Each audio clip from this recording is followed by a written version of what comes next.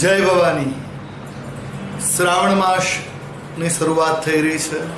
25 જુલાઈ 2025ના રોજ શ્રાવણ માસની શરૂઆત થઈ રહી છે. શ્રાવણ માસ એટલે આ એવો મહિનો કે જે મહિનાની અંદર આપણે ભગવાન શિવની આરાધના તો કરીએ છીએ, સાથે સાથે આ મહિનાથી સતત વ્રત, ઉત્સવ, તહેવારોની શરૂઆત થાય છે. આ પર્વ શ્રાવણનો મહિમા જેમાં છે.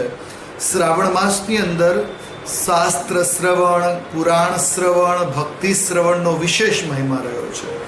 આ ઉપરાંત વાત કરીએ તો શ્રાવણ માસ વિશે શાસ્ત્રોમાં કહ્યું છે, સિંહે પરાસોડસ નાટ્ય પુણ્યકાલ રાત્રો તુક્તમ. શ્રાવણ માસના નિર્ણયની અંદર સિંહ સંક્રાંતિમાં કહેવાય છે પુણ્યકાળ કહ્યો છે. આ ઉપરાંત અત્ર માસે એક ભક્ત વ્રતમ નક્ત વ્રતમ વિષ્ણુ શિવાદ્યાભિષેકશ્ચ ઉક્તમ. અર્થાત શ્રાવણ માસની અંદર એક ભક્ત એક વખત ભોજન કરવું, એટલે એક ટાણું જમવું. બીજા નંબરમાં નક્ત વ્રતમ રાત્રિ ભોજન કરવું. વિષ્ણુ શિવાદ્ય અભિષેકશ્ચ ઉક્તમ એટલે વિષ્ણુ ભગવાનનો અને શિવજીનો અભિષેક કરવો. આ વિશેષ મહિમા છે શ્રાવણ માસની અંદર. આ ઉપરાંત શ્રાવણ માસના મહત્વ વિશે ભગવાન શિવે કહ્યું છે કે ભગવાન શિવને અતિશય પ્રિય છે આ મહિનો, એટલે આ મહિનામાં શિવ પૂજાનું ખૂબ જ મહિમા છે. શ્રાવણ માસનો દરેક દિવસ ખૂબ જ ખાસ છે. સોમવારથી રવિવાર સુધી દરરોજ શિવજીની સાથે સાથે બીજી પણ પૂજાઓ થતી હોય છે.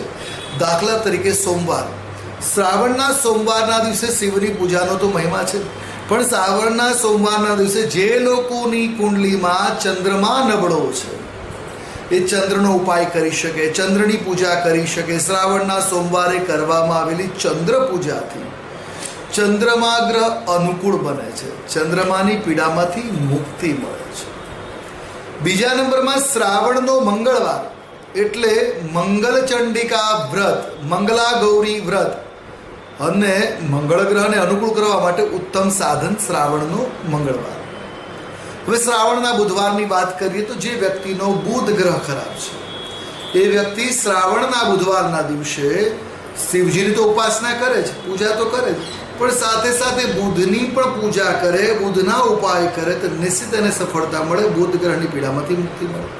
એની વાણીમાં એક માધુર્યતા પ્રાપ્ત થશે, વ્યાપારિક ક્ષેત્રમાં પ્રગતિના આશીર્વાદ મળશે. શ્રાવણનો ગુરુવાર એટલે બૃહસ્પતિવાર, શ્રાવણના બૃહસ્પતિવારે